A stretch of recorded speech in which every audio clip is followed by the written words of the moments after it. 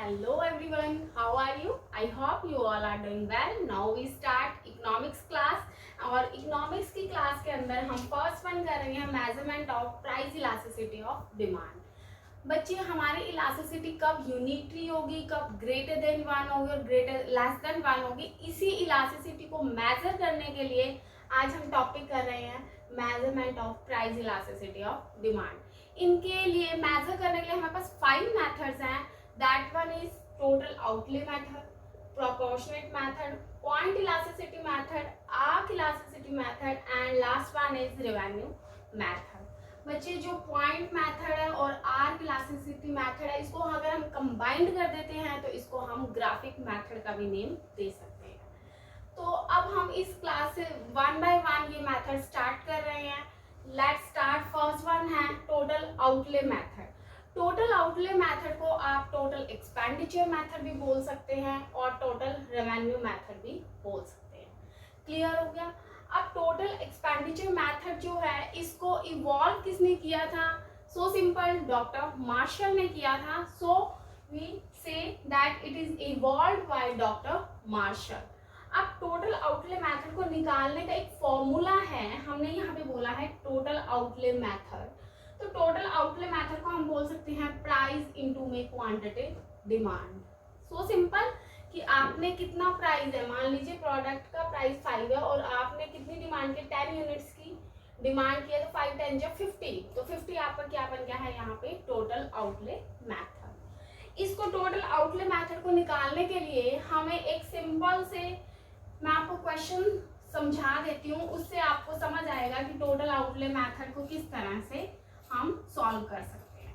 तो बच्चे total outlay method के अंदर हमें ये देखना है कि इलास्टिसिटी की फर्स्ट वन तो डायरेक्शन चेक करनी है, क्या मैग्नीट्यूड है, और उसके बेस पे ही हम डिसीजन लेते हैं। और next one we start total outlay method. अब इलास्टिसिटी ऑफ डिमांड को मेजर करना है तो आपके पास 3 पॉइंट्स हैं।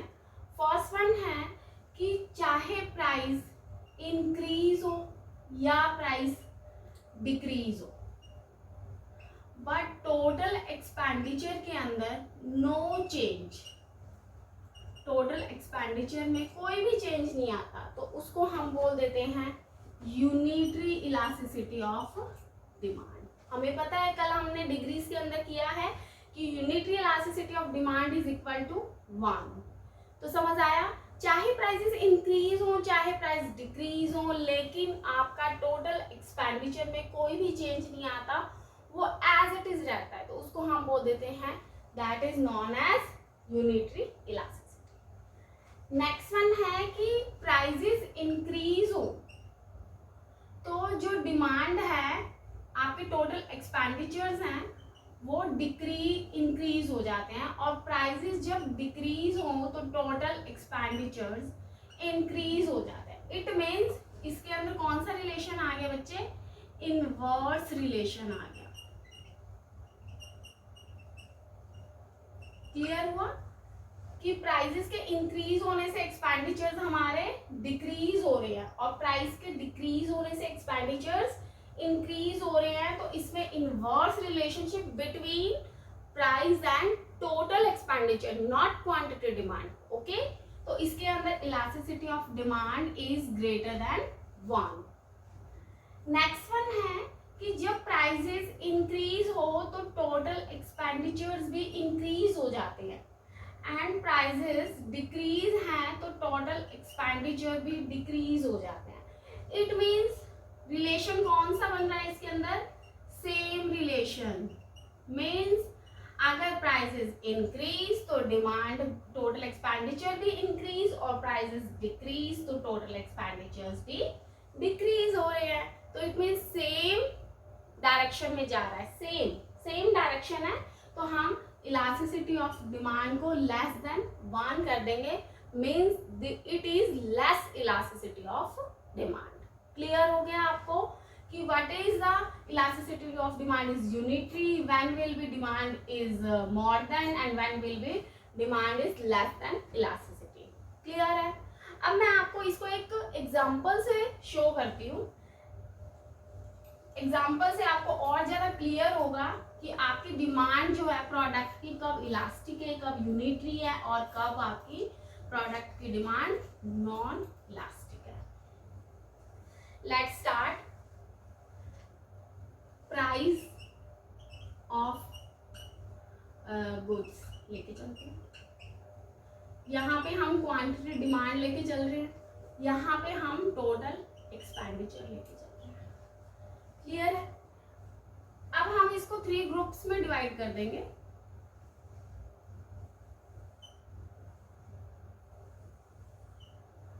बच्चे पहले प्राइस आपका 2 है, 4 है, 1 है, सेम ऐसे ही 2 4 1 2 4 1। सबसे पहले मैं आपको यहाँ पे यूनिटरी इलास्टिक के बारे में समझा रही हूँ। जब प्राइजेस आपके 2 थे तो आपने डिमांड कितनी की? 4। जब प्राइजेस इंक्रीज हुए 2 से कितना हुआ? 4 हुआ, तो आपकी डिमांड जो है वो कितनी हो गई? 2 हो गई। और जब प्राइजेस यहाँ पे तो प्राइजेस 2 से 4 क्या हुआ था? इंक्रीज हुआ था। यहाँ पे प्राइजेस 4 से 1 डिक्रीज हो रहे हैं, तो आपकी डिमांड जो है कितनी हो गई? इंक्रीज। समझ आया? प्राइजेस जब इंक्रीज हुए हैं 2 से 4 तो मैंने डिमांड को क्या कर दिया? डिक्रीज कर दिया 4 से 2। और जब प्राइजेस डिक्रीज हुए 4 से 1 तो मैंने डिमांड को क्या कर दिया? इंक्रीज कर दिया। इट मीन्स मैं क्या शो कर रही हूँ यहाँ पे? इनवर्स रिलेशनशिप शो कर रही हूँ। ठीक है, तो एक्सपेंडिचर कैसे निकलता है मैंने आपको समझाया था कि प्राइस इनटू में क्वांटिटी डिमांड। तो यस, 2 4 जा, यहाँ पे क्या आ गया? 8, 4 2 जा 8, और 1 8 जा 8। मैंने आपको एक बात बोली थी कि जब प्राइजेस इंक्रीज हो या डिक्रीज हो बट टोटल एक्सपेंडिचर में no change, that is known as unitary elasticity. तो यस, प्राइजेस 2 से 4 हुए, आपका एक्सपेंडिचर 8 है। जब प्राइजेस 4 से 1 हुए तो भी एक्सपेंडिचर 8 है आपके। मीन्स आपके एक्सपेंडिचर्स में कोई चेंज नहीं आया, इधर क्या हुआ है? No change. जब नो चेंज होगा तो elasticity of demand is equal to 1। इसको हम बोल सकते हैं यूनिटरी इलास्टिसिटी। क्लियर हो गया आपको कि what is unitary elasticity of demand? कर रहे हैं greater than elasticity of demand. Greater than elasticity of demand के अंदर सबसे पहले जब प्राइस आपका 2 है तो आप डिमांड क्या कर रहे हो? 4 कर रहे हो। जब प्राइजेस 2 से 4 हो गए मींस प्राइजेस आपके इंक्रीज हो गए हैं, तो डिमांड को आपने क्या कर देना? डिक्रीज कर देना। और जब प्राइजेस आपके डिक्रीज हो गए 4 से 1 हो गए तो डिमांड को क्या कर दीजिए? मान लीजिए इंक्रीज कर रहे हैं तो कितने से? 10 रुपीज से कर दिया, 10 यूनिट्स ले लिया हमने क्वांटिटी डिमांड के। तो अब इसके बेस पे हम निकालते हैं वही सेम फॉर्मूला अप्लाई करते हैं प्राइस इनटू क्वांटिटी डिमांड का। 2 4 जा 8, 4 1 जा 4, और 1 10 जा 10। अब बच्चे देखो, जब प्राइस 2 से 4 हुआ, इंक्रीज हुआ, तो टोटल एक्सपेंडिचर प्राइजेस आपके इंक्रीज हुए तो टोटल एक्सपेंडिचर्स को 8 से 4 डिक्रीज कर दिया। और जब प्राइजेस 4 से 1 हुए मींस आपके प्राइजेस प्रोडक्ट के डिक्रीज हो रहे हैं, तो आपने टोटल एक्सपेंडिचर्स को इंक्रीज कर दिया। इट मींस कौन सा रिलेशनशिप बन रहा है यहाँ पे? इनवर्स रिलेशनशिप बन रहा है। इनवर्स रिलेशनशिप में हम इलास्टिसिटी ऑफ डिमांड को ग्रेटर देन 1 बोल देते हैं, या हम बोल देते हैं यहाँ पे मोर देन यूनिटरी। क्लियर हो गया आपको कि इसके अंदर कैसे करेंगे? नेक्स्ट वन, अब इसके अंदर हम लेके चलते हैं कि जब प्राइसेस आपके गुड्स के 2 थे तो डिमांड को हमने ले लिया मान लीजिए 3, और जब प्राइसेस आपके 2 से 4 हुए मीन्स अब प्राइसेस क्या इंक्रीज हो रहे हैं, तो डिमांड तो मैंने क्या कर दी? डिक्रीज। और प्राइसेस जब डिक्रीज हुए तो डिमांड को मैंने क्या कर दिया? इंक्रीज कर दिया। अब चेक करते हैं 2 3 जा 6, 4 2 जा 8, और 1 4 जा 4। बच्चे जब प्राइसेस इंक्रीज हो रहे हैं तो आपका टोटल एक्सपेंडिचर भी 6 से 8 मीन्स टोटल एक्सपेंडिचर भी आपका इंक्रीज हो रहा है। और जब प्राइसेस आपके 4 से 1 डिक्रीज हो रहे हैं तो टोटल एक्सपेंडिचर्स भी आपके डिक्रीज हो रहे हैं। कब? जब प्राइसेस आपके डिक्रीज हो रहे हैं। मीन्स सेम रिलेशनशिप है, अगर एक प्राइस में इंक्रीमेंट हो रहा है तो एक्सपेंडिचर्स भी इंक्रीज हो रहे हैं, प्राइस डिक्रीज तो टोटल एक्सपेंडिचर भी डिक्रीज हो रहा है। मीन सेम रिलेशनशिप है। जब सेम रिलेशनशिप होता है तो आपकी elasticity of demand is less than 1, या आप बोल सकते हो इसको कि ये लेस देन यूनिटरी है। ठीक है, अब आपके लिए ये पॉइंट आ जाता है कि मैम ये कैसे करें ये चीजें। तो आपने क्वेश्चन के अंदर जब शो करना है कि किस तरह से नो चेंज करने हैं, तो इट मीन्स आपका यहाँ पे जो है वो इक्वालिटी होनी चाहिए। आप ऐसे भी कर सकते हो कि एक्सपेंडिचर्स को पहले निकाल के इसको एक्सपेंडिचर्स को प्राइस से डिवाइड करके भी आप प्राइसेस को निकाल सकते हो, क्योंकि हमें ये पता होता है कि प्राइस और टोटल एक्सपेंडिचर का रिलेशनशिप शो करना है हमने। तो आपने ये दिखाना है कि 2 से 4 तो हमारा जो टोटल एक्सपेंडिचर है वो भी इंक्रीमेंट करना है। तो यहाँ पे आप कुछ और भी ले सकते हो। मान लीजिए 2 के साथ मैंने यहाँ पे ले लिया 10 और यहाँ पे 4 है, तो यहाँ पे मैंने कुछ और ले लेते हैं। मान लीजिए आप क्या ले लेते हो, यहाँ पे 8 ले लेते हो। तो 10 डिवाइड बाई 2 कितना हो गया 5, और 8 डिवाइड बाई 4 8 डिवाइड बाई 4 2 हो गया। तो इस तरह से भी हो सकता है कि जब प्राइसेस इंक्रीज हुए तो डिमांड को मैंने डिक्रीज कर दिया। ठीक है, तो आप टोटल एक्सपेंडिचर को बेस करके भी क्वांटिटी डिमांड के यूनिट्स को निकाल सकते हो। ये एक छोटी सी ट्रिक है। कई बार हम एग्जाम में कंफ्यूज हो जाते हैं कि कैसे इस रिलेशनशिप को मेजर करें, क्योंकि हमें यूनिट्स की वैल्यू नहीं होती, या आप ये कह सकते हो कि पॉइंट्स में आंसर आने लग जाते हैं।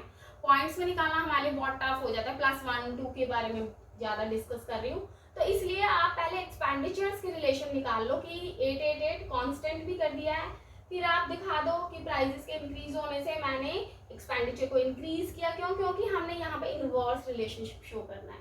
ठीक है, और जब प्राइसेस के इंक्रीज होने से मैंने यहाँ पे एक्सपेंडिचर्स को भी 6 से 8 इंक्रीज ही किया है, प्राइसेस को 4 से 1 किया, तो मैंने एक्सपेंडिचर्स भी डिक्रीज किया है। और ये चीज ध्यान में रखना कि जो यूनिट्स यहाँ ले रहे हो उसके मल्टीपल में आप टोटल एक्सपेंडिचर्स को लेके चलो, ताकि जब आप टोटल एक्सपेंडिचर को प्राइस से डिवाइड करो तो आपकी क्वांटिटी डिमांड की वैल्यू बिल्कुल स्पेसिफिक आए, पॉइंट्स के अंदर ना आए। क्लियर हो गया कि ये आपका हो गया है टोटल आउटले मेथड। अब नेक्स्ट वन हम कर रहे हैं परसेंटेज मेथड। परसेंटेज मेथड के अंदर सिंपल है कि प्राइस में चेंज आने से क्वांटिटी डिमांड में कितना चेंज आता है इन परसेंटेज टर्म्स, वो होता है हमारा परसेंटेज मेथड। तो लेट्स स्टार्ट कि प्रोपोर्शनेट, इसको हम बोल सकते हैं प्रोपोर्शनेट और परसेंटेज मेथड। प्रोपोर्शनेट और परसेंटेज मेथड, इसका सिंपल सा फॉर्मूला है, क्योंकि आपको पता है कि क्वांटिटी डिमांड और प्राइस के अंदर इनवर्स रिलेशनशिप होता है, इसलिए हम इसको इलास्टिसिटी ऑफ डिमांड को निकालने के लिए माइनस से शो करते हैं। फॉर्मूला लिख लेते हैं, percentage change in quantity demand upon में percentage change in price into में 100। अब बच्चे percentage change in quantity demand को निकालने के लिए हम कैसे क्या करते हैं, ये देखिए Q1 जो चेंज होने के बाद हुई माइनस में Q, ये कौन सी होती है इनिशियल क्वांटिटी, अपॉन में इनिशियल क्वांटिटी, ये percentage change in quantity demand को निकालने का फॉर्मूला है। ठीक है, चेंज निकालना है तो चेंज के लिए पहले मान लीजिए किसी क्वांटिटी कितनी थी 2 थी, तो Q1 कितना हुआ, क्वांटिटी चेंज हो गई है प्राइस में चेंज होने से, तो 4 हो गई। तो हम क्या करेंगे Q1 माइनस Q अपॉन में इनिशियल क्वांटिटी। ठीक है, फिर अपॉन में परसेंटेज चेंज इन प्राइस, तो वही P1 माइनस P अपॉन में P इनटू में 100 ले लीजिएगा। यहाँ पे भी 100 क्योंकि परसेंटेज की फॉर्म में कर रहे हैं, साथ में माइनस का साइन ध्यान रखिएगा। अब Q1 माइनस Q को हम यहाँ पे समझा रहे हैं माइनस डेल्टा Q लिख सकते हैं इकोनॉमिक्स की लैंग्वेज में। Q1 माइनस Q को ये डेल्टा होता है, डेल्टा Q अपॉन में Q, P1 माइनस P को डेल्टा P अपॉन में P इंटू में 100। ठीक है, आगे बात समझ। आपको पता है कि ये 100 से 100 क्या हो जाएगा, इधर कट हो जाएगा, तो कितना बच गया है। अब चेंज इन Q अपॉन में Q, जब मैं डिनोमिनेटर को न्यूमिनेटर में लेके आऊंगी तो जो चेंज इन पी अपॉन में पी है वो भी क्या हो जाएगा, इनवर्स हो जाएगा, ये मैथमेटिकल टर्म है। तो इनटू में पी अपॉन में चेंज इन पी, ठीक है। जब डिवाइड में होता है उसको मल्टीप्लाई में लेके आते हैं तो न्यूमिनेटर डिनोमिनेटर में चला जाता है और डिनोमिनेटर न्यूमिनेटर में, तो फिर आगे क्या लगा दिया, माइनस। बस यही तो फॉर्मूला बन गया। बस आप डेल्टा वाले पॉइंट को अलग लिख लो, इधर चेंज इन क्यू अपॉन में ये पी है वो इसको हम यहाँ लेके आ सकते हैं, इनटू में पी अपॉन में क्यू हो गया, और ये माइनस का साइन बना रहेगा बिकॉज प्राइस और क्वांटिटी डिमांड में इनवर्स रिलेशनशिप होता है। क्लियर है बच्चे? अब मैं आपको कर रही हूँ यहाँ पे एक, ये फॉर्मूला मैं एज इट इज रखती हूँ, मैं आपको एक एग्जांपल के थ्रू समझा देती हूँ।